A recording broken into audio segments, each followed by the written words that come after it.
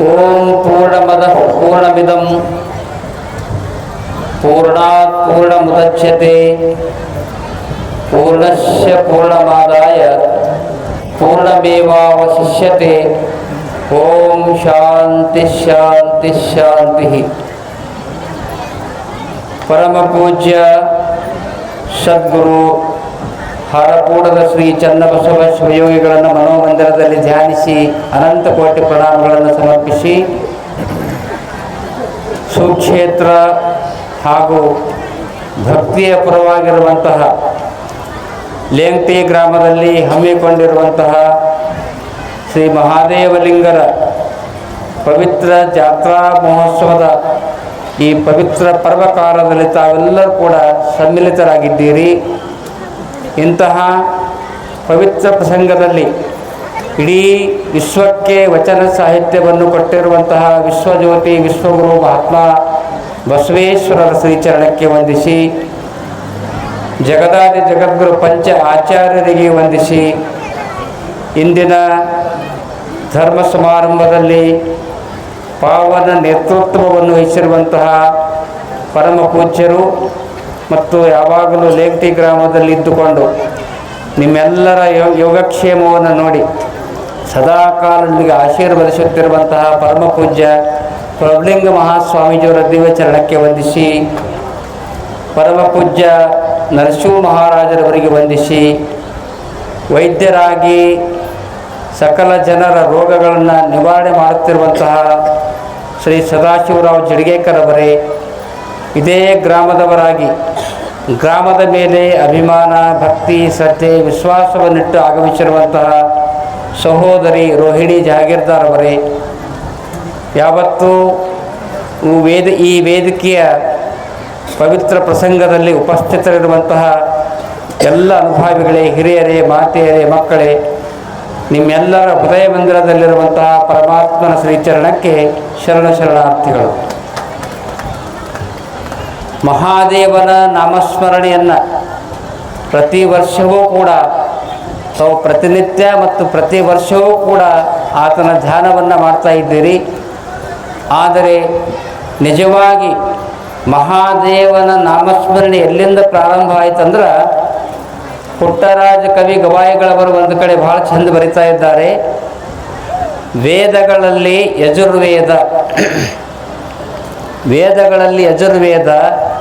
ಯಜುರ್ವೇದದೇ ರುದ್ರಾಧ್ಯಾಯದ ಅಷ್ಟಮೋನುವಾಕದಿ ಶಿವನಾಮ ಅದನ್ನೇ ನೀ ನುಡಿದು ಎನಗೆ ಬೋಧಿಸಿದೆಯ ಗುರುಕುಮಾರ ಪಂಚಾಕ್ಷರೇಶ್ವರ ಪ್ರಭುವೇ ಎನ್ನುವಂಥ ಮಾತನ್ನು ಹೇಳ್ತಾರೆ. ಋಗ್ವೇದದ ಕಾಲದಿಂದಲೂ ಕೂಡ ಪರಮಾತ್ಮನ ಮಹಾದೇವನ ನಾಮಸ್ಮರಣೆಯನ್ನು ಇಡೀ ಭಾರತ ದೇಶದ ಹಿಂದೂ ಧರ್ಮದ ಎಲ್ಲ ಜನಾಂಗದವರು ಶಿವನ ಆರಾಧನೆಯನ್ನು ಮಾಡ್ತಾ ಇದ್ದಾರೆ. ಆ ಪರಮಾತ್ಮ ಶಿವ ನಿರಾಕಾರ ಸ್ವರೂಪಿಯಾಗಿರ್ತಕ್ಕಂಥ ಶಿವ ನಮ್ಮ ಕಣ್ಣು ಮುಂದೆ ಇಲ್ಲ.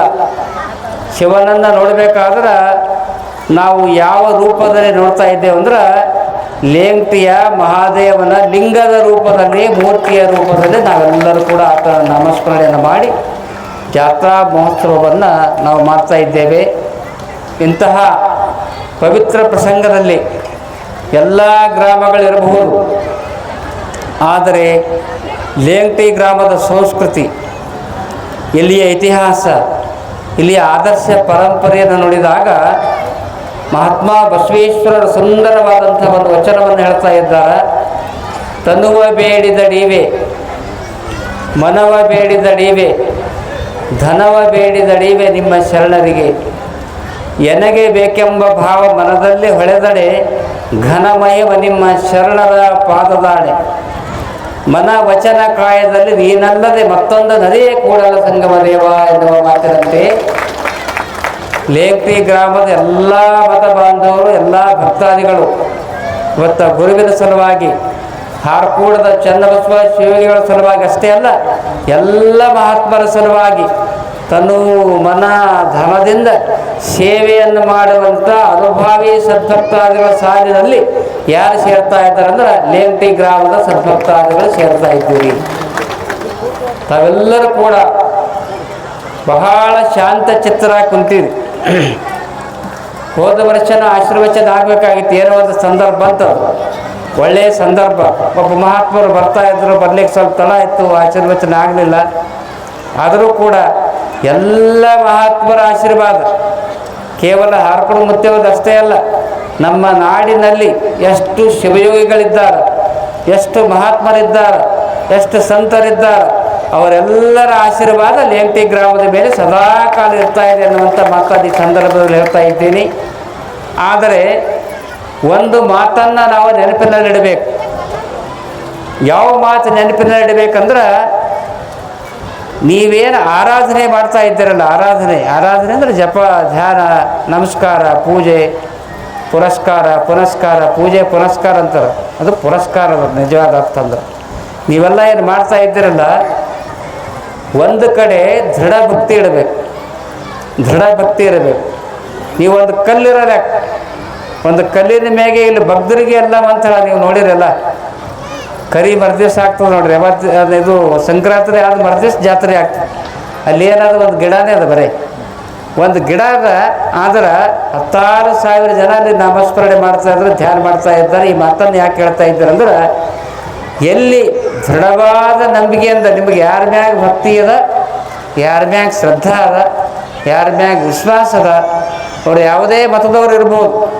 ಹಾರ್ಕೋಡು ಮಠದ ಮ್ಯಾಗೆ ನಡ್ಕೋರಿ, ಅಪ್ಪವರಿಗೆ ನಡ್ಕೋರಿ, ಇವರಿಗೆ ನಡ್ಕೋರಿ ಅಂತ ಹೇಳ್ತಾ ಇಲ್ಲ. ನಿಮ್ಮ ಮನಸ್ಸಿನಲ್ಲಿ ಯಾವ ದೇವರ ಮೇಲೆ ಭಕ್ತಿ ಅದ, ಆ ದೇವರ ಮೇಲೆ ದೃಢವಾದ ಭಕ್ತಿಯನ್ನಿಟ್ಟು ನಡ್ಕೊಂಡ್ರೆ ಅವರ ಆಶೀರ್ವಾದ ಸದಾಕಾಲ ನಿಮ್ಮಲ್ಲಿ ಇರ್ತಾ ಇದೆ. ಯಾಕಂದ್ರೆ ಸಂಸ್ಕೃತಕಾರರು ಒಂದು ಮಹತ್ವದ ಮಾತನ್ನು ಹೇಳ್ತಾ ಇದ್ದ, ಯೋ ಧ್ರುವಾಣಿ ಪರಿತ್ಯಜ್ಯ ಅಧ್ರುವಾಣಿ ನಿಷೇವತೆ, ಧ್ರುವಾಣಿ ತಸ್ಯ ನಶ್ಯಂತಿ ಅಧ್ರುವಂ ನಷ್ಟಮೇವಹಿ ನಷ್ಟಮೇವಹಿ.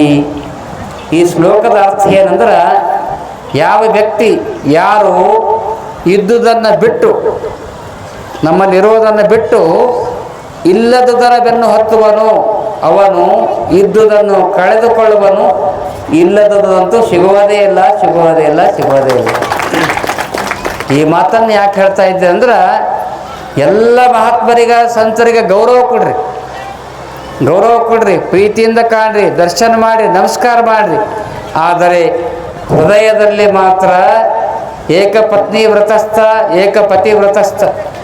ಈಗ ನಮ್ಮೆಲ್ಲ ಕೆಲವು ಜನ ಸದ್ಭಕ್ತರು ಇರ್ತಾರೆ, ಏಕಪತ್ನಿ ವ್ರತಸ್ಥ. ತನ್ನ ಧರ್ಮ ಪತ್ನಿಯನ್ನು ಹೊರತುಪಡಿಸಿ ಉಳಿದೆಲ್ಲ ಸ್ತ್ರೀಯರನ್ನ ತಾಯಿ ಅಂತ ಯಾರು ಕಾಣ್ತಾ ಇದ್ದಾರಲ್ಲ, ಅವರೇ ನಿಜವಾದ ಭಕ್ತ, ನಿಜವಾದ ಭಕ್ತ. ತನ್ನ ಪತಿಯನ್ನು ಹೊರತುಪಡಿಸಿ ಉಳಿದೆಲ್ಲ ಪುರುಷರನ್ನು ತನ್ನ ತಂದೆಯ ಸಮಾನದಲ್ಲಿ ಯಾರು ನೋಡ್ತಾ ಇದ್ದಾರಲ್ಲ, ಅವರೇ ಆದರ್ಶ ಗ್ರಹಿಣಿ, ಆದರ್ಶ ಗ್ರಹಿಣಿ.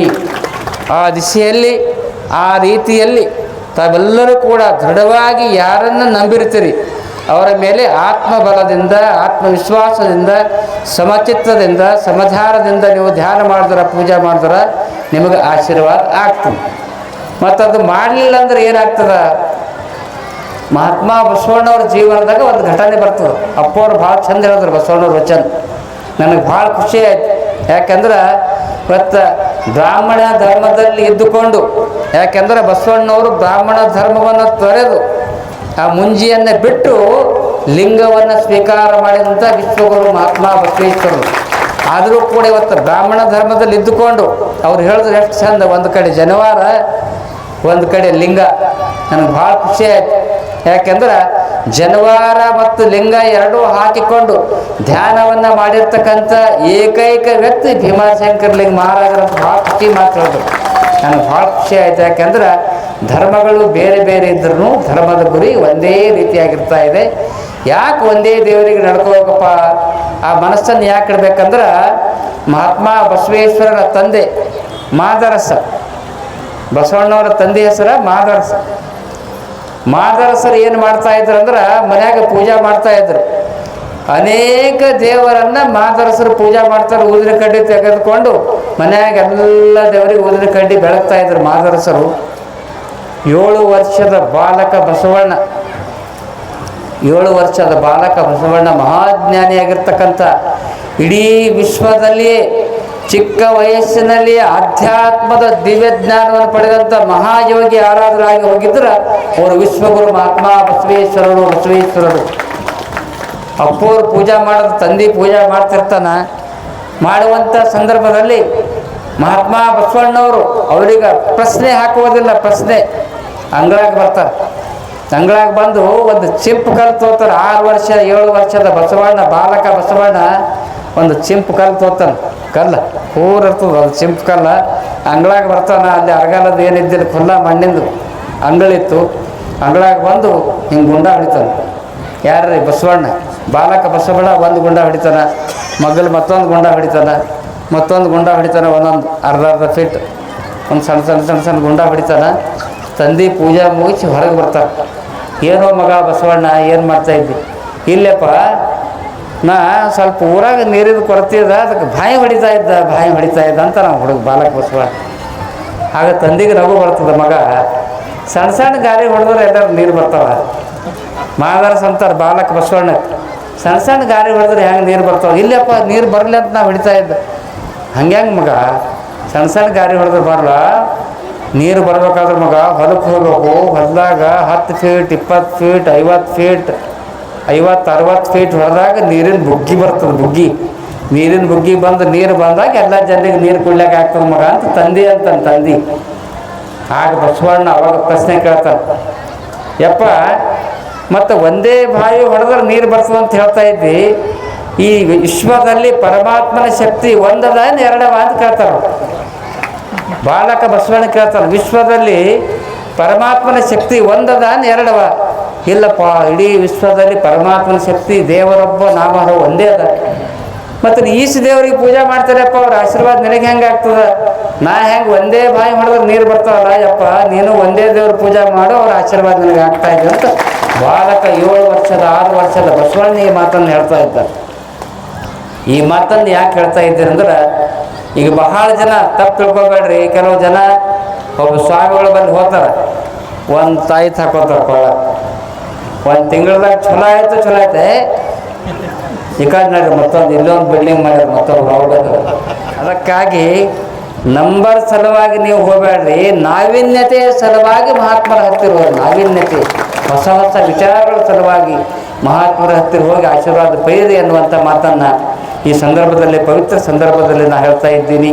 ಆ ದಿಶೆಯಲ್ಲಿ ತಾವೆಲ್ಲರೂ ಕೂಡ ಲೇಂಗಟಿ ಗ್ರಾಮದಲ್ಲಿ ಒಳ್ಳೆಯ ಸಂಸ್ಕಾರ ಮತ್ತು ಹೃದಯವಂತ ಜನ ನೀವೆಲ್ಲ ಹೆಂಗಿದ್ದೀರಂದ್ರೆ ಒಳ್ಳೆಯ ಸಂಸ್ಕಾರದ ಮತ್ತು ಹೃದಯವಂತ ಜನ. ಯಾಕಂದ್ರೆ ನಮ್ಮ ಕಾರ್ತಿಕ್ ಸ್ವಾಮಿ ನಮ್ಮ ಸರಿ ಎಲ್ಲ ಕಡೆ ಬರ್ತಾನೆ ರೀ, ಎಲ್ಲ ಕಡೆ ಜಾತ್ರೆಗೆ ಬರ್ತಾರೆ. ವರ್ಷಿಗೆ ಏನಾರ ಒಂದು 200 ಕಾರ್ಯಕ್ರಮ ಆಗ್ತಾವೆ, 200 ಕಾರ್ಯಕ್ರಮ. ಆದ್ರೆ ಕಾರ್ತಿಕ್ ಸ್ವಾಮಿ ಮನುಷ್ಯನಾಗ ಏನಿರ್ತದೆ, ಲೇಂಗಟಿ ಜಾತ್ರೆ ಯಾವಾಗ ಬರ್ತದಪ್ಪ ಅಂತ. ಲೇಂಗಟಿ ಜಾತ್ರೆ ಮೇಲೆ ಭಾರಿ ಯಾಕೆ ಆಗ್ತಾ ಇದೆ ಅಂತಂದ್ರೆ, ಇಡೀ ಕಲಾ ಬಳಗಕ್ಕೆ ಅವರ ಇತಿಹಾಸದಲ್ಲಿ ಎಲ್ಲ ಕಡೆ ಪ್ರಾರ್ಥನೆ ಮಾಡ್ತಾನವ. ನಮಗೆ ಕೂಡ ದೊಡ್ಡದಲ್ಲ, ಆದ್ರೆ ಸರಸ್ವತಿಯ ಆರಾಧನೆ ಮಾಡ್ತಾ ಕಲಾಕಾರನಿಗೆ ನೀವು ಕಾಣಿಕೆ ಕೊಡ್ತೀರ, ಅದು ಭಾಳ ಶ್ರೇಷ್ಠ, ಭಾಳ ಶ್ರೇಷ್ಠ. ಈಗ ನೋಡ್ರಿ ಎಲ್ಲ ಜನ ಅವನಿಗೆ ಕಾಣಿಕೆ ಕೊಟ್ರಿ. ಈಗ ಇನ್ನೂ ಟೈಮ್ ಇಲ್ಲ. ಹೋದ ವರ್ಷ 2 ವರ್ಷ ಅವನಿಗೆ 5,000 ರೂಪಾಯಿ ನಾವು ಇಲ್ಲಿ ಯಾರೋ ಒಬ್ರು ನೋಡ್ರಿ 6,000 ಅಂತ ಹೇಳ್ತಾನೆ. ಅದಕ್ಕಾಗಿ ಎಲ್ಲಿ ಕಲಾಕಾರರ, ಎಲ್ಲಿ ನಾಟ್ಯಕಾರರ, ಎಲ್ಲಿ ಚಿತ್ರಕಲಾವಿದರ, ಎಲ್ಲಿ ವಿದ್ಯಾವಂತರಿಗ ಕಲಾಕಾರಿಗ ನೀತಿವಂತರಿಗ ಪುಣ್ಯವಂತರಿಗೆ ಯಾವ ಗ್ರಾಮದಲ್ಲಿ ಬೆಲೆ ಸಿಗ್ತದ ಆ ಗ್ರಾಮ ಸ್ವರ್ಗಕ್ಕೆ ಸಮಾನ. ಆ ದಿಶೆಯಲ್ಲಿ ಇವತ್ತು ಕಾರ್ತಿಕ್ ಸ್ವಾಮಿಗೆ ನೀವೆಲ್ಲ ಭಾಳ ಖುಷಿಯಿಂದ ಕಾಣಿಕೆ ಕೊಟ್ಟಿರಿ. ಎಷ್ಟೇ ಕೊಟ್ಟರೆ ಅದು ದೊಡ್ಡದಲ್ಲ, ಆದ್ರೆ ಕೊಟ್ಟಿರ್ತಕ್ಕಂಥ ಭಾವ ಏನದಲ್ಲ ಅದು ಭಾಳ ದೊಡ್ಡದು. ಆ ದಿಶೆಯಲ್ಲಿ ಕಲಾಕಾರಿಗೆ ನೀವು ದೇಣಿಗೆಯನ್ನು ಕೊಡ್ತಾ ಇದ್ದೀರಲ್ಲ. ಯಾಕಂದ್ರೆ ಭಾಳ ಜನ ಸ್ವಾಮಿಗಳು ಇರ್ತಾರೆ, ಅವ್ರ ಬಳಿ ಒಬ್ಬ ಶಾಸ್ತ್ರಿ ಇದ್ದು ಸ್ವಾಮಿಗಳ ಬಳಿ ಶಾಸ್ತ್ರಿ ಏನು ಮಾಡಿದೆ ಎಲ್ಲ ಪ್ರವಚನ ಪಂಚಾಂಗ ಹೇಳುವಂಥ ಸಂದರ್ಭದಲ್ಲಿ ಅವನ ಮಾತು ಖರೆ ಆಗ್ತಾವ ಅಂತ ತಿಳಿದು ಆ ಶಾಸ್ತ್ರಿಗೆ ಒಬ್ಬರು 2 ಎಕರೆ ಹೊಲ ಕೊಟ್ಟರು. 2 ಎಕರೆ ಹೊಲ ಕೊಟ್ಟ ಕೂಡಲೇ ಅವ ಶಾಸ್ತ್ರಿ ಪ್ಲಾಟ್ ಹಾಕಿದ ಕೂಡಲೇ 5 ಕೋಟಿ ರೂಪಾಯಿ ಬಂದು. ಸ್ವಾಮಿಗಳು ಅವ್ರು ಸರಿ ಜಗಳನೇ ತೆಗೆದ್ರಂತ, ಮಗನ ನಿನಗೆ ನಂಬಲ್ಲೇ ಕಲ್ತಾವ, ನಿನಗೆ 5 ಕೋಟಿ ರೂಪಾಯಿ ಬಂದು ಲಾವ್ ಅಂದ್ರೆ ಕೊಡು ನನಗೆ ಮಗನ 5 ಕೋಟಿ ಅಂದ್ರೆ. ನಾ ಪಂಚಾಂಗ ಹೇಳಿದಾಗ ಖರೆಯಾಗಿ ಅಪ್ಪ ಅವ್ರು ಕೊಟ್ಟಾರೆ, ನಾಯಕ ಇರಲಿಲ್ಲ ಮಗನ 5 ಕೋಟಿ ಬೇಕು ನನಗಂತ. ಸ್ವಾಮಿಗಳು ಜಗಳ ತೆಗೆದ್ರು. ಅದಕ್ಕೆ ಕಾರ್ತಿಕ್ ಸ್ವಾಮಿಗೆ ನಾ ಅಂತೀನಿ, ಅವ್ರು 2 ಕೊಟ್ಟರಲ್ಲಪ್ಪ, ನಿನಗೆ 5 ಎಕರೆ ಹೊಲ ಕೊಟ್ಟರು ನಾ ಆಶೀರ್ವಾದ ಮಾಡ್ತೀನಿ ನನಗೆ. ಕರತಮ ಮನೋಭಾವನೆ ಮಾಡುವುದಿಲ್ಲ ಅಂತ ಭಾವನೆ ನಮ್ಮಲ್ಲಿ ಬರಬಾರ್ದು. ಯಾಕಂದ್ರೆ ಜಗತ್ತಿನಲ್ಲಿ ನಾಡಿನಲ್ಲಿ ಕಲಾಕಾರರು, ಹೃದಯವಂತರು, ನೀತಿವಂತರು, ವಿದ್ವಾನ್ಮಣಿಗಳು ಎತ್ತರ ಮಟ್ಟಕ್ಕೆ ಬೆಳೀಬೇಕು. ಆ ದಿಶೆಯಲ್ಲಿ ಇಂತಹ ಪವಿತ್ರ ಸಂದರ್ಭದಲ್ಲಿ ತಾವೆಲ್ಲರೂ ಕೂಡ ವಿಶ್ವಾಸದಿಂದ ಬಂದು ಕುಂತೀರಿ. ನಮ್ಮ ನೀಲಂನಹಳ್ಳಿ ವೈಜನಾಥ ಸ್ವಾಮೀಜಿಯವರು ಎಂಥ ಅದ್ಭುತ ಪ್ರವಚನಕಾರರು. ಅವರು ವೇದಾಂತ ಇರಲಿ, ಶಾಸ್ತ್ರ ಇರಲಿ, ಪುರಾಣ ಇರಲಿ, ಪ್ರವಚನ ಇರಲಿ, ಲಿಂಗಾಯತ ಇರಲಿ, ಯಾವುದೇ ಧರ್ಮ ಇಲ್ಲ, ಅದು ದೊಡ್ಡದಾದ. ಆದರೆ ನೀತಿಯ ವಾಕ್ಯಗಳನ್ನು ನೀಲಂನಹಳ್ಳಿ ವೈಜನಾಥ ಸ್ವಾಮೀಜಿಯವರು ಹರ್ಕೊಂಡು ಮಟ್ಟಕ್ಕೆ ಅನೇಕ ಸಲ ಬರ್ತಾಯಿದ್ರು. ನಿಮಗೆ ಈ ಒಂದು ಗ್ರಾಮದಲ್ಲಿ ಒಳ್ಳೆಯ ಸಂಸ್ಕಾರವನ್ನು ಬಿತ್ತಿದಂಥ ಅನುಭಾವಿಗಳ ಪುಣ್ಯವಂತರ ಸಂತರ ಸಾಧನೆ ಅಂದರೆ ವೈಜನಾಥ ಸ್ವಾಮೀಜಿಯವರು ಕೂಡ ಕಲಿತಾ ಇದ್ದಾರೆ. ಅಂಥವ್ರು ಅನೇಕ ವರ್ಷಗಳ ಪರ್ಯಂತರವಾಗಿ ವೇದಾಂತದ ಚರಿತ್ರೆಯನ್ನು ಅವ್ರು ಹೇಳ್ಯಾರ. ಸಂಗ್ರಾಮಪ್ಪ ಅವ್ರ ತಮ್ಮವರು ಎಲ್ಲ ಅನುಭಾವಿಗಳು ವೇದಾಂತ ಅದೇ ಒಂದು ಪರಂಪರೆಯನ್ನು ನಮ್ಮ ಪೂಜ್ಯ ಪ್ರಭುಲಿಂಗ ಮಹಾಸ್ವಾಮೀಜಿಯವರು ನಡೆಸ್ಕೊಂಡು ಬರ್ತಾ ಇದ್ದಾರೆ. ಇಂತಹ ಅಧ್ಯಾತ್ಮದ ದಿವ್ಯ ಸಂದೇಶ ಅದ ಅಂತ ತಿಳ್ಕೊಂಡು ನಿಮ್ಮ ಗ್ರಾಮದಲ್ಲಿ ಶಾಂತಿ ಸದ್ಭಕ್ತಿ ನೆಲೆಸ್ಯಾರ. ನಾವು ಕಾರಿನಲ್ಲಿ ಹೋಗುವಾಗ ಭಾಳ ಜನ ಊರಾಗ ಹುಡುಗರು ಇರ್ತಾರೆ. ಅದ್ರ ನಿಮ್ಮೂರು ಸಂಸ್ಕಾರ ಹೆಂಗಂದ್ರೆ ಎಷ್ಟಂದ್ರೆ ಸಣ್ಣ ಚಿಕ್ಕ ಮಗು 3 ವರ್ಷದ 2 ವರ್ಷದ ಮಕ್ಕಳು ಅವಿನ ತಾಯಿ ಎದೆ ಹಾಲು ಕುಡಿತಾವ. ಮನ್ಯಾಗ ಹೋಗಿ ತಾಯಿ ಎದೆ ಹಾಲು ಕುಡಿತಾವ. 2 ವರ್ಷದ ಮಗು ನಮ್ಮ ಕಾರ್ ನಡೀತಂದ್ರೆ ಎದ್ದು ನಿಂತು ಕೈ ಜುಡಾಯಿಸಿ ನಮಸ್ಕಾರ ಮಾಡ್ತಾರೆ ಅವ್ರು. ಇದೇ ಸಂಸ್ಕಾರ. ಇದಕ್ಕಿಂತ ದೊಡ್ಡದೇನು, ಇದಕ್ಕಿಂತ ದೊಡ್ಡ ತಪ ಜಪ ಬೇರೆ ಇಲ್ಲ ನೋಡ್ರಿ. ಅಂಥ ಮಕ್ಕಳಿಗೆ ಚಿಕ್ಕ ಮಕ್ಕಳಿಗೆ ನೋಡ್ರಿ 2 ವರ್ಷ 3 ವರ್ಷದ ಹುಡುಗರು ಕುಂತಾರೆ. ಎಷ್ಟು ಪ್ರಫುಲ್ಲಿತ ವದನರಾಗಿ, ಎಷ್ಟು ಶಾಂತ ಚಿತ್ತರಾಗಿ ಕುಂತಾರಂದ್ರೆ ಆ ಒಂದು ಸಂಸ್ಕಾರ ಮಕ್ಕಳಲ್ಲಿ ಬರಬೇಕು. ದಯವಿಟ್ಟು ಮತ್ತು ನಿಮ್ಮ ಹುಡುಗರು ಎಲ್ಲರ ಕೆಲವರು ಯಾರಾದರೂ ಕಲಬುರಗಿಗೆ, ಬೀದರ್ಗೆ, ಬೆಂಗಳೂರದಾಗ, ದಿಲ್ಲಿಗೆ ಹೋಗಿರಂದ್ರೆ ಅವ್ರು ನಿಮ್ಮ ಊರಿಗೆ ಬಂದ್ರಂದ್ರೆ ಆ ಕಡೆ ಇದ್ದವ್ರು ಬಹಳ ಜನ ಏನು ನೋಡ್ತಾರೆ, ಊಟ ಮಾಡ್ಬೇಕಾದ್ರೆ ಬೇಕು ಕೈದಾಗ ಏನದು ಏನಂತಾರೆ ಅದಕ್ಕೆ ಹೇಳ್ತಾರೆ ನೋಡಿ. ರೈಟ್, ಊಟ ಮಾಡಬೇಕಾದ್ರೆ ಮೊಬೈಲ್ ಬೇಕು. ಏನ್ರಿ ನಮಗ ಮೊಬೈಲ್ ಕೊಟ್ಟರೆ ಊಟ ಮಾಡ್ತಾನಂತ. ಅದಕ್ಕಾಗಿ ಆ ಸಂಸ್ಕಾರವನ್ನು ಬೆಳೆಯಲಾರದೆ ಕೈಯಾಗ ಮೊಬೈಲ್ ಕೊಡುವುದಕ್ಕಿಂತ ಮೊದಲಿಗೆ ಇಷ್ಟಲಿಂಗವನ್ನು ಕೈದಾಗ ಕೊಟ್ಟು ಮಕ್ಕಳಿಗೆ ಒಳ್ಳೆಯ ಸಂಸ್ಕಾರ ಕೊಟ್ಟರು. ವಚನಗಳನ್ನು ಕಲಿಸ್ರಿ, ದಾಸರ ಪದ್ಯಗಳನ್ನು ಕಲಿಸ್ರಿ, ಭಜನಾ ಪದ್ಯಗಳನ್ನು ಕಲಿಸ್ರಿ. ಒಳ್ಳೆಯ ನೀತಿ ಮಾರ್ಗವನ್ನು ಕೊಟ್ಟಾಗ ಮಾತ್ರ ದೇಶ ಉಳಿಯಲಿಕ್ಕೆ ಸಾಧ್ಯ ಆಗ್ತಾ ಇದೆ. ಆ ದಿಶೆಯಲ್ಲಿ ತಾವೆಲ್ಲರೂ ಕೂಡ ಲೇಂಟಿ ಗ್ರಾಮದ ಎಲ್ಲ ಅನುಭವಿಗಳು ಇವತ್ತು ನೋಡಿ 85-90 ವಯಸ್ಸಾದವರು ನಮ್ಮ ಶರಣರು ಕುಂತಾರ ನೋಡ್ರಿ. ನಮ್ಮ ಸ್ಕಾರ್ಪ್ ಹಾಕೊಂಡು ಅವ್ರ ಹೆಸರು ಹಳಕೆಯವರು, ಮಾಧವರಾವ್ ಹಳಕೆಯವರು ಎಷ್ಟು ಭಕ್ತಿಲಿಂದ ಬಂದು ಕುಂತಾರೆ. ಒಳ್ಳೆ ಸಂಸ್ಕಾರವಂತರು, ನೀತಿವಂತರು. ಅವರೆಲ್ಲ ಅನುಭವಿಗಳು ಕೂಡ್ಕೊಂಡು ಮುಂದಿನ ನಮ್ಮ ಎಲ್ಲ ಯುವಕರು ಒಳ್ಳೆ ಕೆಲಸ ಮಾಡ್ತಾ ಇದ್ದಾರೆ. ಯುವಕರಿಗೆ ಪ್ರೋತ್ಸಾಹ ಕೊಡ್ರಿ. ಊರಾಗ ಏನೇ ಜಗಳ ತಂಟ ಬರ್ತಾವಲ್ಲ, ಎಲೆಕ್ಷನ್ ಆಗೋದು 2 ವರ್ಷನ ಬರ್ತಾವೆ ನೋಡಿ. ಎಲೆಕ್ಷನ್ ಇದ್ದರೆ ಎಲೆಕ್ಷನ್ ಪುರ್ತಕ್ಕೆ. ಆದ್ರೆ ನಿಮ್ಮ ರಾಜಕೀಯ ಒಂದು ವ್ಯಕ್ತಿತ್ವವನ್ನು ದಯವಿಟ್ಟು ಜಾತ್ರಾದಾಗ ತರಬೇಡಿ. ಅವನೇ ಮಾಡ್ತಾನೆ, ಅವನೇ ಮಾಡಲಿ, ಇವನೇ ಮಾಡ್ತಾನೆ, ಇವನೇ ಮಾಡಲಿ ಅಂತ ಕೆಲವು ಊರಾಗಿರ್ತದೆ. ಆದರೆ ಲೇಂಟಿ ಗ್ರಾಮದಲ್ಲಿ ಹಂಗಿಲ್ಲ. ನಮ್ಮೆಲ್ಲ ಯುವಕರು ನಿಮ್ಮ ಒಳ್ಳೆಯ ಸಂಸ್ಕಾರವನ್ನು ಹೊಂದಿಕೊಂಡು ಭಾಳ ಯೋಗ್ಯ ರೀತಿಯಿಂದ ಇಲ್ಲಿ ಎಲ್ಲ ಯುವಕರು ಕೆಲಸ ಮಾಡ್ತಾ ಇದ್ದಾರೆ. ಯಾಕೆ ಆ ಮಾತನ್ನು ಹೇಳ್ತಾ ಇದ್ದಾರೆ ಅಂದ್ರೆ, ಒಂದು ಸಲ ಬೈಲು ಗಿಡದ ಕೆಳಗೆ ಕುಂತಿರ್ತಕ್ಕಂಥ ದೂರದವ್ರು 4-5 ಮಂದಿ ಕುಂತಿರ್ರಿ. 4-5 ಮಂದಿ ಕುಂತಾಗ ಒಬ್ಬ ಟೋಪಿ ಹಾಕೊಂಡಿರ್ತಕ್ಕಂಥ ರುಮಾಲ್ದವ ಪ್ಯಾಂಟ್ ಹಾಕಿಕೊಂಡು ಹೋಗ್ತಕ್ಕಂಥ ಯುವಕನಿಗೆ ಕೇಳ್ತಾ ಇದ್ದಾನೆ. ದೋತರ ಪ್ಯಾಂಟಿನವ್ರಿಗೆ ಪ್ರಶ್ನೆ ಮಾಡ್ತಾ ಇದ್ದಂತ. ಏನು ಕೇಳ್ತಾ ಇದೆ ಅಂದ್ರೆ, ಹುಟ್ಟರೆ ಲುಂಗಿಯಾದೆ, ಹಾಸಿದರೆ ಹಾಸಿಗೆಯಾದೆ, ಹೊದ್ದರೆ ಮೇಲೆ ಹಚ್ಚಡವಾದೆ, ನೀನಾರಿಗಾದಿಯೋ ಎಲಿಫೆಂಟ್ ಪ್ಯಾಂಟೇ ಅಂತ ಕೇಳಿರಂತೆ. ಆದ್ರೆ ನನಗೆ ಭಾಳ ಖುಷಿ ಆಗ್ತದೆ. ನಮ್ಮೆಲ್ಲ ಲೇಂಟಿ ಗ್ರಾಮದ ಯುವಕರು, ಹರಕೂಡು ಮುತ್ತುವ ಸಂಸ್ಕಾರದಲ್ಲಿ ಬೆಳೆದಂಥ ಎಲ್ಲ ಯುವಕರು ಒಳ್ಳೆಯ ನೀತಿವಂತರು, ಪುಣ್ಯವಂತರಾಗಿ ಧಾರ್ಮಿಕ ಕಾರ್ಯ ಮಾಡ್ತಾ ಇದ್ದೀರಿ.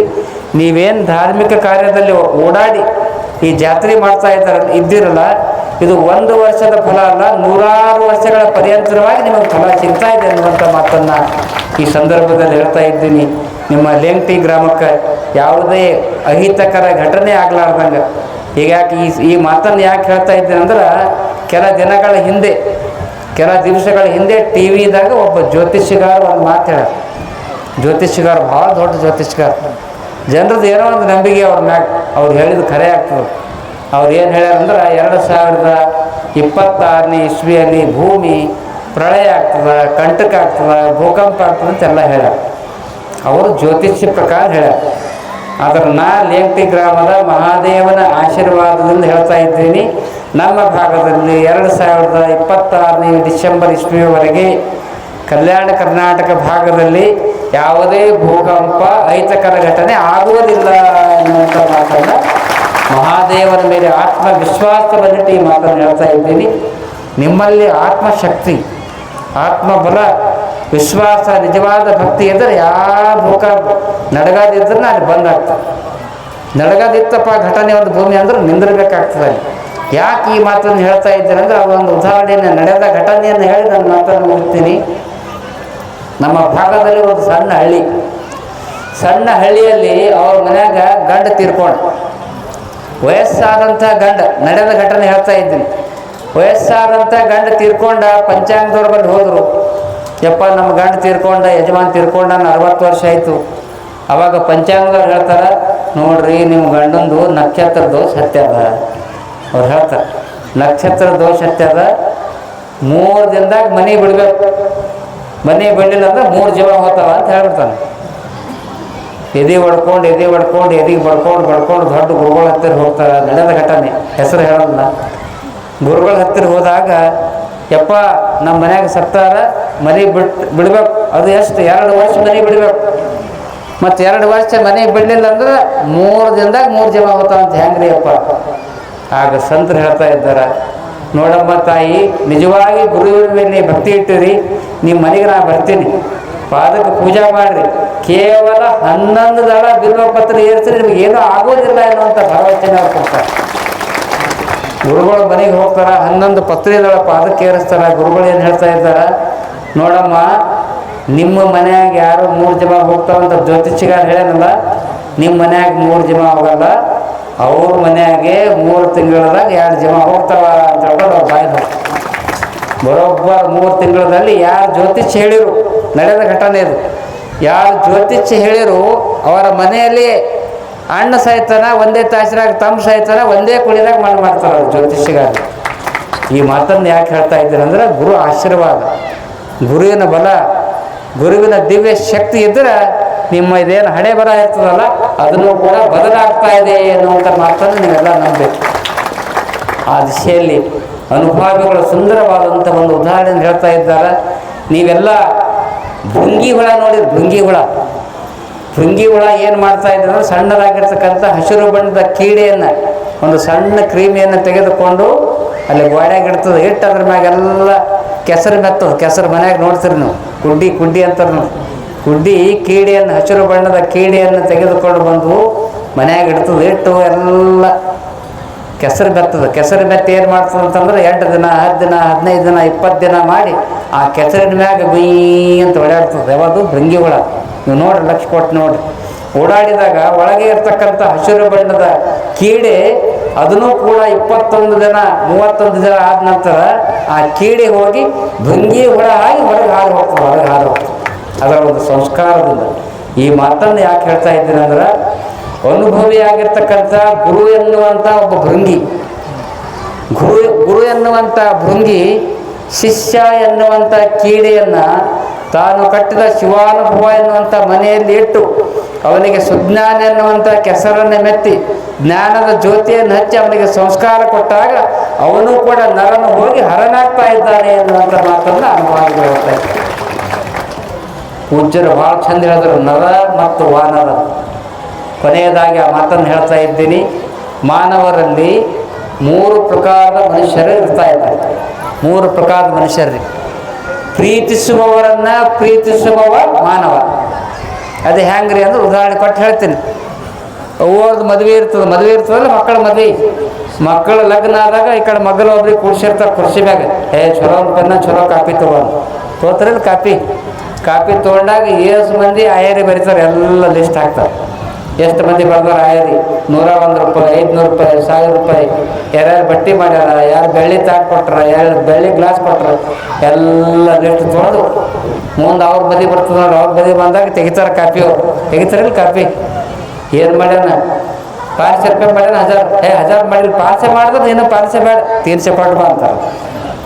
ಅಂದ್ರೆ ಪ್ರೀತಿಸುವವರನ್ನ ಪ್ರೀತಿಸುವವ ಮಾನವ. ನಿಮಗೆ ಮಾಡಿದ್ರೆ ನೀವು ಅವ್ರಿಗೆ ಮಾಡ್ತೀರಿ. ಇದು ಮಾನವ ಸಹಜ ಗುಣ. 2ನೇ ಮಾನವರು ಯಾರು? 2ನೇ ಮನುಷ್ಯರು ಯಾರಂದ್ರೆ, ಪ್ರೀತಿಸದೇ ಇರುವವರನ್ನು ಪ್ರೀತಿಸುವವ ಮಹಾಮಾನವ. ಲಕ್ಷ ಕೊಟ್ಟು ಕೇಳ್ರಿ ನೀವು.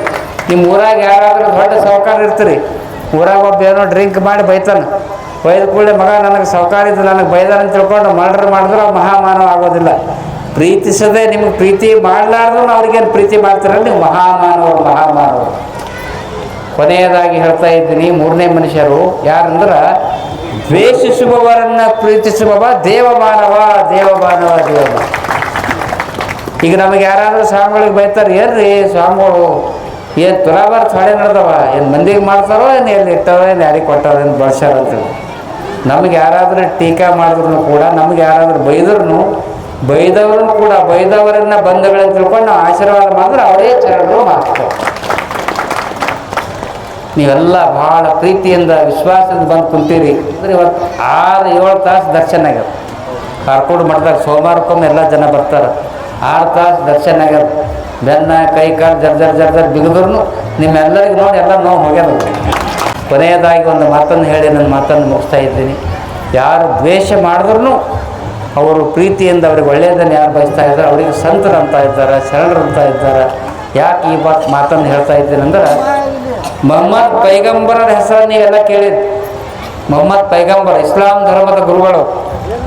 ಮೊಹಮ್ಮದ್ ಪೈಗಂಬರ್ ಅವರು ಹೊರಗಡೆ ವಾಕಿಂಗ್ ಹೋಗ್ತಾ ಇದ್ದಾರೆ. ವಾಕಿಂಗ್ ಹೋಗುವಂಥ ಸಂದರ್ಭದಲ್ಲಿ 80 ವರ್ಷದ ಒಬ್ಬ ಹೆಣ್ಣು ಮಗಳು ಹೊಲದಾಗ ಹುಲ್ಲು ಮಾಡಿಕೊಂಡು ಹುಲ್ಲಿನ ಹೊರಿ ಮ್ಯಾಗ ಹೊತ್ಕೊಂಡು ಹೋಗ್ತಿರ್ತಾಳೆ. ಯಾರೋ ಹೆಣ್ಣುಮಗಳು ಹುಲ್ಲಿನ ಹೊರಿ ಮ್ಯಾಗ ಹೊತ್ಕೊಂಡು ಹೊಲದಿಂದ ಹೋಗ್ತಿರ್ತಾ ಇದ್ದಾಳೆ. ಆ ಸಂದರ್ಭದಲ್ಲಿ ಮೊಹಮ್ಮದ್ ಪೈಗಂಬರ್ ಆಕೆಯನ್ನು ನೋಡ್ತಾ ಇದ್ದಾರೆ. ನೋಡಿದಾಗ ಅಜ್ಜಿ ಕೇಳ್ತಾ ಇದ್ದಾರೆ, ಅಜ್ಜಿ ನಿನಗೆ 80 ವಯಸ್ಸಾಗ್ಯದ, 80 ವಯಸ್ಸಾಗ್ಯದ, ಹುಲ್ಲಿನ ಹೊರಿ ವಜ್ಜೆ ಆಗ್ಯದ, ನನಗೆ ಕೊಡು ಅಂತ ತಿಳ್ಕೊಂಡು ಮೊಹಮ್ಮದ್ ಪೈಗಂಬರ್ ಅವರು ಹುಲ್ಲಿನ ಹೊರಿ ಮ್ಯಾಗ ಹಿಂಗೆ ಹೊತ್ಕೋತಾರೆ. ಹುಲ್ಲಿನ ಹೊರಿ ಹೊತ್ಕೊಂಡು ಆ ಮುದುಕಿ ಸರಿ ಹೋಗ್ತಿರ್ತಾರೆ. ಏನಮ್ಮ ಅಜ್ಜಿ ಆರಾಮಿದ್ದೇನು? ಮುದುಕಿ ಚಾಲು ಮಾಡ್ದಳ್ರಿ ತಮ್ಮ ಗುಣ. ಪೈಗಂಬರು ಅವರೇ ಅಂತ ಅವ್ರಿಗೆ ಕೊನೆ ಇಲ್ಲ. ಮುದುಕಿ ಚಾಲು ಮಾಡಿದಳು, ಯಪ್ಪ ನೀ ಎಲ್ಲ ನಾನು ಹುಲ್ಲಿನ ಹೊರಿಗೆ ಹೊತ್ಕೊಂಡಿದ್ದಿ, ಆದರೆ ಹಿಂಗೆ ದಿನ ನಾನು ಸೇವೆ ಮಾಡ್ಕೊತಿರು. ಆದರೆ ಇಲ್ಲಿ ಒಬ್ಬವ ಮಹಾರಾಜ ಬಂದನ, ಅವ ನೋಡಿ ಎಲ್ಲ ಧರ್ಮದ ಬಗ್ಗೆ ಹೇಳ್ತಾನೆ, ನೀನು ತಲೆ ಖರಾಬ್ ಮಾಡ್ತಾನೆ, ಅವ್ರ ಮಾತೆಲ್ಲ ಕೇಳ್ಬೇಡ ನೋಡಿ, ನೀ ಭಾಳ ಖರಾಬನ ಮನುಷ್ಯ ಅವ. ಅವನಿಗಂತಾರೆ ಯಾರು ಮುದುಕಿ, ಯಾರಿಗೆ? ಪೈಗಂಬರವ್ರಿಗೆ ಉಪದೇಶ ಮಾಡ್ತಾನೋ ಏನೋ ಉಪದೇಶ ಮಾಡ್ತಾನೆ. ಹಜ್ ಹೋರಿ ಅಂತಾನೆ, ಪಾದಯಾತ್ರೆ ಮಾಡಿರಿ ಅಂತಾನೆ, ಜಕಾತ್ ಅಂತ ಹೇಳ್ತಾನೆ, ಇನ್ನೇನೋ ಹೇಳ್ತಾನೆ. ಅವೆಲ್ಲ ನೀವು ಕೇಳಬೇಡ, ಭಾಳ ಇದನ್ನು ನೋಡಿ ಮನುಷ್ಯ. ಅವನ ಮಾತು ಕೇಳಾರ್ದಂಗೆ ಸದಾ ನಾನು ಸೇವೆ ಇರೋ ಮಗ ಸದಾ ಸೇವೆ ಮಾಡ್ಕೊತಿರೋ ಅಂತ ತಾಯಿ ಹೇಳ್ತಾಳೆ. ಹುಲ್ಲಿನ ಹೊರಿ ಹೊತ್ಕೊಂಡು ಮನೆಗೆ ಹೋಗ್ತಾಳೆ. ಮನೆಗೆ ಹೋದಾಗ ಆಯಿ ಕೇಳ್ತಾಳೆ, ಮಗ ನೀನು ಅಡ್ರೆಸ್ ಹೇಳು ಮತ್ತು ನೀ ಯಾರು? ಪೈಗಂಬರ್ ಹೇಳ್ತಾ ಇದ್ದಾರೆ ನೋಡ್ರಿ ಎಂಥ ಮಾತು, ಅಜ್ಜಿ ಇಲ್ಲಿ ತನಕ ಏನು ನೀ ಟೀಕಾ ಮಾಡಿ ಬೈದಲ್ಲ, ಆ ಬೈದಂಥ ಪೈಗಂಬರನೇ ನಾ ಎನ್ನುವಂಥ ಮಾತನ್ನು ಮೊಹಮ್ಮದ್ ಪೈಗಂಬರ್ ಹೇಳ್ತಾರೆ. ಒಬ್ಬರು ಟೀಕಾ ಮಾಡಿದ್ರೆ ಅವ್ರ ಮನಸ್ಸಿನಲ್ಲಿ ದ್ವೇಷ ಭಾವನೆ ಬರಲಿಲ್ಲ, ಅವರಿಗೆ ಸಂತರಂತಾರೆ. ಇಡೀ ಇಸ್ಲಾಂ ಧರ್ಮ ಜಗತ್ತಿನಲ್ಲಿ ಇವತ್ತು ಬೆಳಗ್ತಾ ಇದೆ. ಇಸ್ಲಾಂ ಅಂದರೆ ಶಾಂತಿಯ ದ್ಯೋತಕವಾಗಿ ಆ ಧರ್ಮವು ಕೂಡ ಬಾಳಿ ಬೆಳಗ್ತಾ ಇದೆ. ಆ ದಿಶೆಯಲ್ಲಿ ಇವತ್ತು ಯಾರಾದರೂ ನಿಜವಾದ ಮಹಾತ್ಮರು ಯಾರಿಗಂತ ಇದ್ದಾರೆ ಅಂದರೆ, ಏನೇ ಕಷ್ಟಗಳು ಬಂದ್ರೂ ಕೂಡ ಸದಾಕಾಲ ಆಶೀರ್ವಾದ ಮಾಡಬೇಕು, ನಿಮ್ಮೆಲ್ಲ ಒಳ್ಳೆಯದನ್ನೇ ಬಯಸಬೇಕು.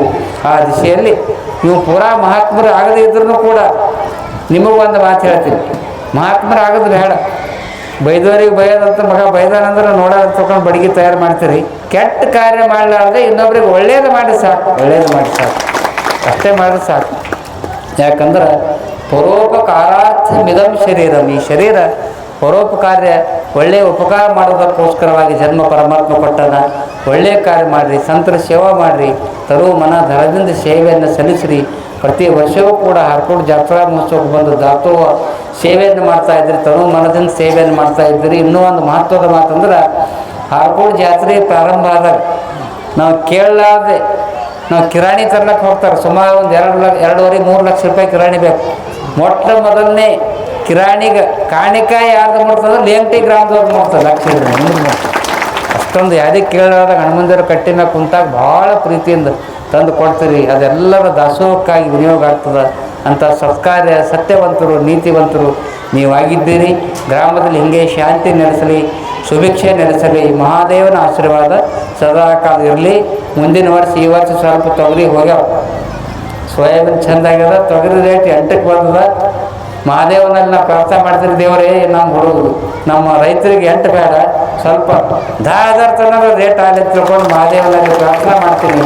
ಸರಿಯಾಗಿ ತೊಗರಿ ಬೆಳೆ ಆಗಲಿ, ಮುಂದಿನ ವರ್ಷವೂ ಕೂಡ ಮಳೆ ಬೆಳೆ ಚೆಂದಾಗಿ ತೊಗರಿ ಭಾಳ ಬೆಳೀಲಿ. ಸೋಯಾಬೀನ್ ಆಗ್ಯಾವ, ಬಿಳಿಜೋಳ ಆಗ್ಯದ, ಕುಸುಬಿ ಕಡ್ಡಿ ಎಲ್ಲ ಚೆಂದ ಬೆಳೆದ. ಹರ್ಕೊಂಡು ಮಾಡಿದಾಗ 3 ಎಕರೆದಾಗ 50 ಚೀಲ ಆಗ್ಯದ.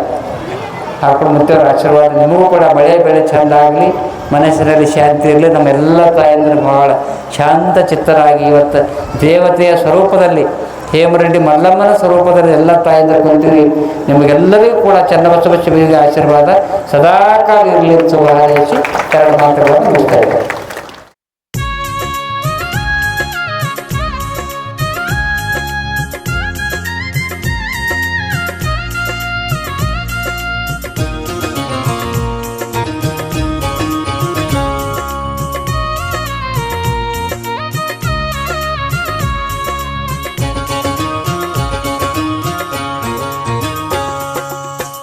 ಕೂಡ ದಿವ್ಯ ಮೂರುತಿ ಶಾಖಾ ಮಠ ಚಿಂಚೋಳಿ ಜ್ಯೋತಿ.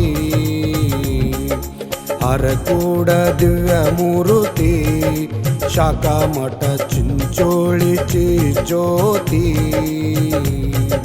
ಜನವೀರ ಶಿವಯೋಗಿ ಶ್ರೀ ಶಿವಾಚಾರ್ಯ ರತ್ನ ಜಗವೆಲ್ಲ ಬೆಳಗಿದ ಜಗದ್ಭರಿತ ಜಂಗಮ. ಗುರುವಿಗೆ ಶರಣಾರ್ಥಿ, ಲಿಂಗಕ್ಕೆ ಶರಣು ಶರಣಾರ್ಥಿ, ಜಂಗಮ ಜ್ಯೋತಿಗೆ ಶರಣಾರ್ಥಿ, ಚನ್ನವೀರಗೆ ಶರಣಾರ್ಥಿ.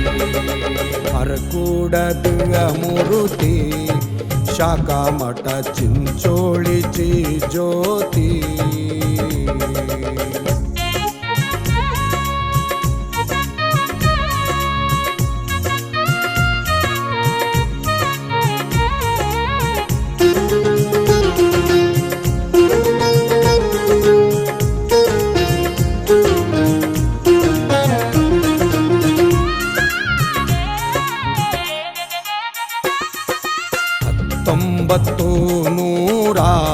$1963 ಶುಭ ದಿನ ಶುಭ ಯೋಗವು.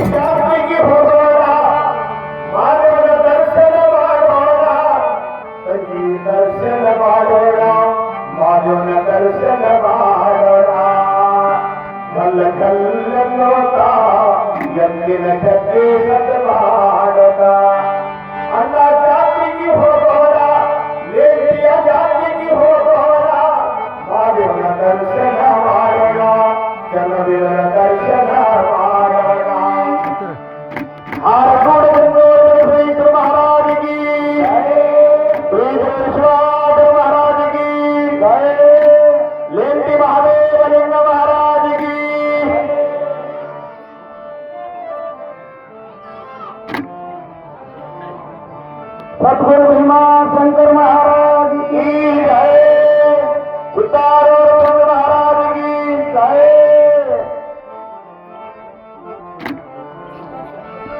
ज्ञान जगदिंद अज्ञान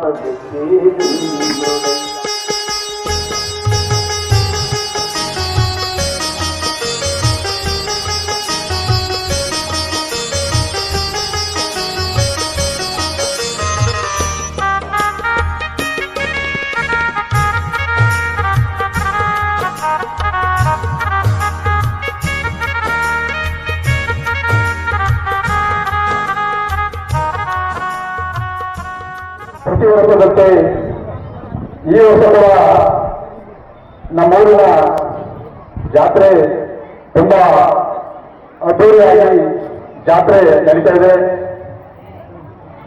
ಎಲ್ಲ ನನ್ನ ಲೇಂತಿ ಗ್ರಾಮದ ಅಕ್ಕ ತಂಬರೇ, ಅಣ್ಣ ತಮ್ಮರೇ, ತಂದೆ ತಾಯರೇ, ಬಂಧುಗಳೇ, ಇವತ್ತು ನಮ್ಮ ಲೇಂತಿ ಗ್ರಾಮ ಅಂತಂದ್ರೆ ಈ ಕರ್ನಾಟಕದಲ್ಲಿ ಪ್ರಸಿದ್ಧವಾಗಿದೆ. ಯಾಕಂತಂದ್ರೆ ಇಲ್ಲಿ ನಡೆದಾಡುವ ದೇವರು ನಮ್ಮ ಹರಕೂರು ಪ್ರತಿ ದಿನ ಪ್ರತಿ ನಿಮಿಷ ಕೂಡ ಅವರ ಆಶೀರ್ವಾದ ನಮ್ಮ ಊರಿನಾಗೆ. ಯಾಕಂತಂದ್ರೆ ನಾವೆಲ್ಲರೂ ಒಂದೆಲ್ಲೇ ಕಡೆ ಯಾವುದೇ ಮಾತುಗಳಲ್ಲಿ ಯಾರಿಗೂ ಅನ್ಯಾಯ ನಾವೆಲ್ಲರೂ ಯಾರಿಗೇ ನೋಡೋದ್ರಿಂದ ಆ ಭವಿಷ್ಯವನ್ನು ಹೋಲಿಸಿಕೊಂಡು ಅವರ ಆಶೀರ್ವಾದ ಅವರ ಹೆಸರು ಶಕ್ತರಾಗಬೇಕಂತ ನಾವು ಈ ಹೇಳಿಕೆ ಮುಖಾಂತರ ನಾನು ಹೇಳ್ತಾ ಇದ್ದೀನಿ. ಇದು ಬಹಳ ಪವಿತ್ರವಾದ ದಿನ. ಆಮೇಲೆ ಈ ಪವಿತ್ರವಾದ ಸ್ನಾನ ಇದೆ. ಬಹಳ ಉತ್ಸಾಹದಿಂದ ಈ ಬೆಂಕಿ ಗ್ರಾಮದ ಜಾತ್ರೆಯನ್ನು ನೀವೆಲ್ಲ ಆಚರಿಸ್ತಾ ಇದ್ದೀರಿ. ನನಗೆ ಎಷ್ಟೋ ಸಲ ಶ್ರೀ ಶಿವಾನಂದರು ಹಾಗೂ ಜನ ಗ್ರಾಮಸ್ಥರು ಈ ಊರಿಗೆ ಬಂದು ಜಾತ್ರೆಯಲ್ಲಿ ನೀವು ಭಾಗವಹಿಸ್ರಿ ಪಾಲ್ಗೊಳ್ರಿ ಅಂತ ಹೇಳಿದ್ರು. ಯಾವುದೋ ಕಾರಣದಿಂದ ಬರಲಿಕ್ಕೆ ಆಗ್ತಾ ಇದ್ದಿಲ್ಲ. ಆದರೆ ಈ ಸಲ ನಾನು ವಿಶೇಷ ಪ್ರಯತ್ನ ಮಾಡಿ ನಾನು ಬಂದಿದ್ದೇನೆ. ಆಮೇಲೆ ಇವತ್ತಿನ ದಿವಸ ನಮ್ಮ ಹಾರ್ಕೂಟ ಶ್ರೀಗಳು ನಮ್ಮ ಈ ಸಭೆಗೆ ಆಗಮಿಸಿದ್ದಾರೆ. ಈ ಪುಣ್ಯ ಭೂಮಿಗೆ ಇನ್ನೂ ಒಂದು ಸ್ವಲ್ಪ ಹೆಚ್ಚು ಪುಣ್ಯ ಬರುವಂಥ ಕೆಲಸ ಮಾಡ್ತಾ ಇದ್ದಾರೆ ಅವರು.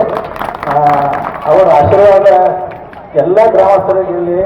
ಎಲ್ಲ ಗ್ರಾಮಸ್ಥರ ಆರೋಗ್ಯ ಮತ್ತು ವೈಭವ ಆಮೇಲೆ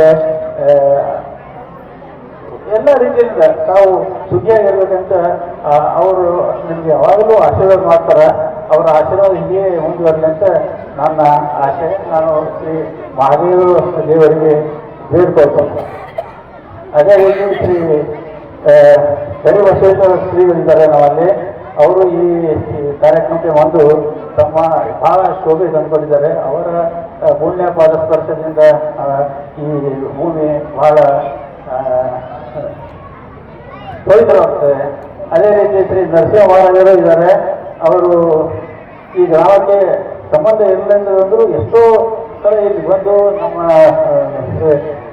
ಮಹಾದೇವರಿಗೆ ಬಂದು ಅಲ್ಲಿ ಪೂಜೆ ಪುನಸ್ಕಾರ ಮಾಡಿ ಅವರು ಈ ತಮ್ಮ ಭಕ್ತಿಯಿಂದ ಎಲ್ಲ ಜನರ ಮೆಚ್ಚುಗೆ ಪಡ್ಕೊಂಡಿದ್ದಾರೆ.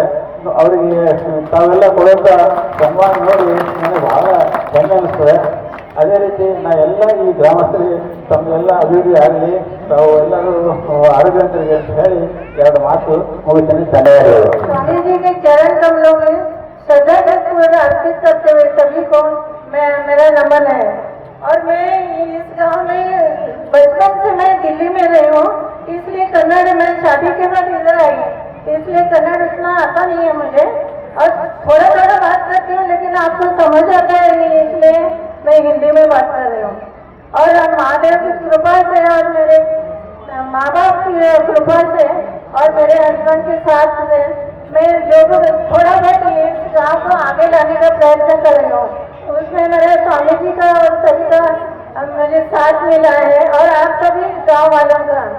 और मैं चाहती हूँ कि लड़के ज़्यादा से ज़्यादा पढ़े, आगे जाकर ज़्यादा से ज़्यादा, क्योंकि आजकल महिलाएं भी बहुत बड़े क्षेत्रों में कार्य कर रही हैं। और मैं चाहती हूँ कि लड़की की हर महिला, हर लड़की आगे बढ़े और सभी कामों के लिए वो आगे आए, लड़की का नाम रोशन करे। और मैं आशा करती हूँ कि सभी इस लड़की को आशीर्वाद देंगे, वो हमारा गांव आगे आ जाएगा, यही मैं आशा करती हूँ। और आगे मैं भी कुछ कर सकूँ लड़की के लिए, इतना मेरे धैर्य दे और मुझे शक्ति दे, यही आशीर्वाद है। Thank you. ಈ ಮಹಾದೇವಲಿಂಗದ ಜಾತ್ರಾ ಮಹೋತ್ಸವದ ಅಂಗವಾಗಿ ಹಮ್ಮಿಕೊಂಡಂತ ಇದೊಂದು ಧರ್ಮಸಭಾ. ಈ ಧರ್ಮಸಭಾದ ದಿವ್ಯ ಸಾನ್ನಿಧ್ಯವನ್ನು ವಹಿಸಿ ಲೇಖೆ ಗ್ರಾಮಸ್ಥರ ಮೇಲೆ ಕೃಪಾವಸ್ತುವಾಗಿರುವಂತಹ ಪರಮ ಪೂಜ್ಯರು ತಪೋರತ್ನರು ಡಾಕ್ಟರ್ ಚಂದ್ರವೀರ ಶಿವಾಚಾರ್ಯ ಮಹಾಸ್ವಾಮೀಜಿಗಳ ಪಾದಾರವಿಂದಗಳಲ್ಲಿ ನಮಸ್ಕರಿಸಿ, ಅದರಂತೆ ಕಲಿಬಸವೇಶ್ವರ ಮಠದ ಪೂಜ್ಯರಾದಂತಹ ಶಿವಪ್ರಿಯ ಬ್ರಹ್ಮನಿಷ್ಠ ಪ್ರಭುಲಿಂಗ ಮಹಾಸ್ವಾಮಿಗಳ ಪಾದಗಳಲ್ಲಿ ವಂದಿಸಿ, ಈ ಊರಿನ ಹಳೆಯ ದೇವರು ಡಾಕ್ಟರ್ ಸದಾಶಿವರಾವ್ ಜಿರಿಯಕರ್ ಅವರಲ್ಲಿ ವಂದಿಸಿ, ಈ ಊರಿನ ಹೆಣ್ಣು ಮಗಳು ಮೋಹಿನಿ ಶ್ರೀಮತಿ ಮೋಹಿನಿಯವರಲ್ಲಿ ವಂದಿಸಿ, ಹಾಗೂ ಸಂಗಯ ಮಹಾಸ್ವಾಮಿಗಳಲ್ಲಿ, ವೇದಿಕೆ ಮೇಲಿರ್ತಕ್ಕಂಥ ಎಲ್ಲ ಗಣ್ಯ ವ್ಯಕ್ತಿಗಳಲ್ಲಿ, ತಾಯಂದಿರಲ್ಲಿ ಹಾಗೂ ಎಲ್ಲ ಭಕ್ತಾದಿಗಳಲ್ಲಿ ಅನಂತ ಶರಣಾರ್ಥಿಗಳು. ಇಲ್ಲಿ ಎಂಟಿ ಗ್ರಾಮಸ್ಥರು ನೀವು ಯಾರು ಮರೆತರಲ್ಲ, ನೀವು ನಿಜವಾದಂಥ ನರಗಳು ಅಂದ್ರೆ ತಪ್ಪಾಗಿಲ್ಲ. ಅದಕ್ಕಾಗಿ ಮಹಾದೇವನ ಲಿಂಗನ ಅನುಗ್ರಹ ಮುಖ್ಯ ಪ್ರಾಣನ ಅನುಗ್ರಹ, ಪರಮ ಪೂಜ್ಯ ಹಾರಕೂಡ ಚೆನ್ನ ಶಿವಾಚಾರ್ಯರ ಪರಮ ಅನುಗ್ರಹ ನಮ್ಮ ಮತ್ತು ನಿಮ್ಮೆಲ್ಲ ಅಖಂಡವಾಗಿರಲಿ. ಅವರ ನೋಟ, ಅವರ ಮಾತು ಅಖಂಡ ನನ್ನ ಮ್ಯಾಲ ಕೃಪಾ ಬೀರುವಂಥದ್ದಾಗಲಿ. ಅದಕ್ಕಾಗಿ ನಾನು ಪೂಜ್ಯರಿಗೆ ನಾನು ಬರುವಂಥ ಉದ್ದೇಶ ಅಂತ ಕೇಳಿದರೆ, ಒಂದು ಮಹಾದೇವಲಿಂಗನ ದರ್ಶನಕ್ಕಾಗಿ, ಆಮೇಲೆ ವರ್ಷಕ್ಕೊಮ್ಮೆ ಅವರ ದರ್ಶನಕ್ಕಾಗಿ. ಅದಕ್ಕಾಗಿ ನಾನು ಬ್ರಾಹ್ಮಣನ ಜಂಗಮ ಅನ್ನುವಂಥದ್ದು ಏನಿಲ್ಲ. ಅದಕ್ಕೆ ಆತ್ಮ ಅನ್ನುವಂಥದ್ದು ಒಂದೇ ಇದೆ. ನಾವು ಬಸವಣ್ಣನವರ ವಚನಗಳನ್ನು ಪಾಲನೆ ಮಾಡ್ಕೊಂಡು ಹೋಗೋಣ, ಪ್ರತಿಯೊಂದು ವಚನಗಳನ್ನು ಅರ್ಥೈಸಿಕೊಳ್ಳೋಣ. ಅದಕ್ಕಾಗಿ ದೇಹಕ್ಕೆ ಜಾತಿಗಳು ಉಂಟು, ಆತ್ಮನಿಗೆ ಜಾತಿ ಉಂಟೆ. ಅದಕ್ಕಾಗಿ ನಮ್ಮ ಭೀಮಾಶಂಕರ ಮಹಾರಾಜರು ಸ್ಮಾರ್ಥ ಬ್ರಾಹ್ಮಣರು. ಅವರ ಗುರುಗಳು ಯಾರು ಅಂತ ಹೇಳಿದ್ರೆ ಜಂಗಮೂರ್ತಿಯಾದಂಥ ಗುರುಲಿಂಗೇಶ್ವರ ಮಹಾರಾಜ. ಮುಂದೆ ಅವರ ಕಡೆ ದೀಕ್ಷಾ ತಗೊಂಡು ಒಂದು ಕಡೆಗೆ ಜನಿವಾರ, ಒಂದು ಕಡೆಗೆ ಲಿಂಗ ಹಾಕೊಂಡು ಲಿಂಗಾಂಗ ಸಾಮರಸ್ಯ ಸ್ಥಿತಿ ಪಡ್ಕೊಂಡಂತಹವರು ಸದ್ಗುರು ಭೀಮಾಶಂಕರ ಮಹಾರಾಜ. ಅದಕ್ಕಾಗಿ ಇವತ್ತು ಹಾರಕೂಡ ಪೂಜ್ಯರನ್ನು ನಾನು ಯಾವ ರೀತಿಯಿಂದ ನೋಡ್ತೀನಿ ಅಂತಂದ್ರೆ, ಸದ್ಗುರು ಗುರುಲಿಂಗೇಶ್ವರ ಮಹಾರಾಜರ ದೃಷ್ಟಿಯಿಂದ ನೋಡಿ ಅವರ ಪಾದಕ್ಕೆ ನಮಸ್ಕರಿಸಿ ನನ್ನ ಮಾತನ್ನು ಮುಗಿಸ್ತೀನಿ.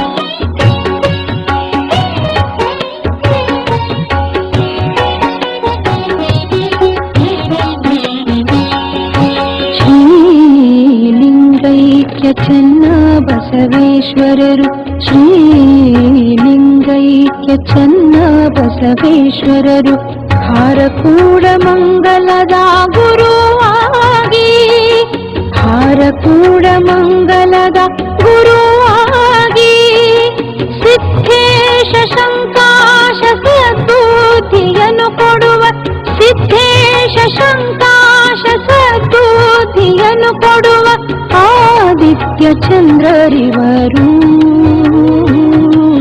ಹೊರೆಯಲಿ ಜಗತ್ರಯವನು. ಶ್ರೀಲಿಂಗೈಕ್ಯ ಚೆನ್ನ ಬಸವೇಶ್ವರರು, ಹಾರಕೂಡ ಮಂಗಲದ ಗುರುವಾಗಿ, ಸಿದ್ಧೇಶ ಶಂಕಾಶ ಸದ್ಬುದ್ಧಿಯನ್ನು ಕೊಡುವ ಆದಿತ್ಯ ಚಂದ್ರರಿವರು, ಹೊರೆಯಲೇ ಜಗತ್ರಯವನು.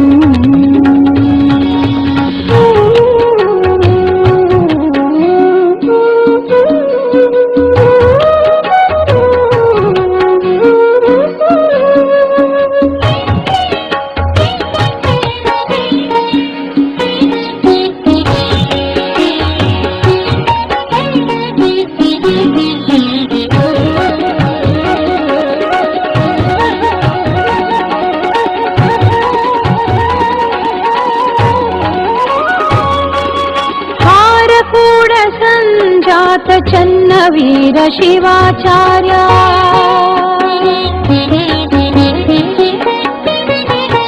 ಹಾರಕೂಡ ಸಂಜಾತ ಚನ್ನವೀರ ಶಿವಾಚಾರ್ಯ, ಹಾರಕೂಡ ಸಂಜಾತ ಚನ್ನವೀರ ಶಿವಾಚಾರ್ಯ, ಸಮದರ್ಶಿ ಕುಲದೀಪ ರಕ್ಷಾಮಣಿ, ಸಮದರ್ಶಿ ಕುಲದೀಪ ರಕ್ಷಾಮಣಿ, ಶ್ರೀ ಗುರು ಮಹಾಗುರು ವಿರಕ್ಷಕ ಜಗತ್ರಯವ, ಶ್ರೀ ಗುರು ಮಹಾಗುರು ವಿರಕ್ಷಕ ಜಗತ್ರಯವ, ಪರತರ ಮಹಾಗುರುವರ,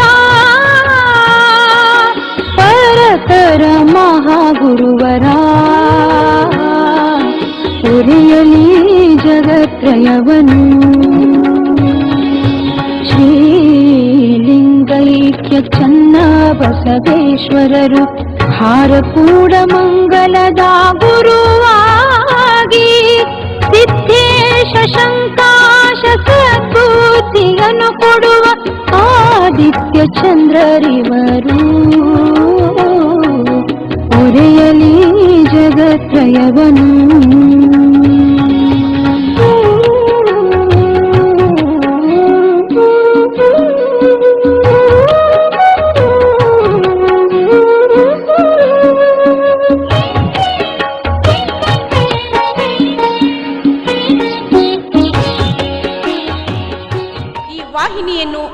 ನಿರಂತರವಾಗಿ ವೀಕ್ಷಿಸಲು ಯೂಟ್ಯೂಬ್ನಲ್ಲಿ ಶ್ರೀ ಹಾರಕೂಡ SRIHARKOOD ಎಂದು ಟೈಪ್ ಮಾಡಿ. ನಮ್ಮ ಈ ಚಾನೆಲ್ಗೆ ಸಬ್ಸ್ಕ್ರೈಬ್ ಮಾಡಿ, ಬೆಲ್ಲನ್ನು ಒತ್ತಿರಿ.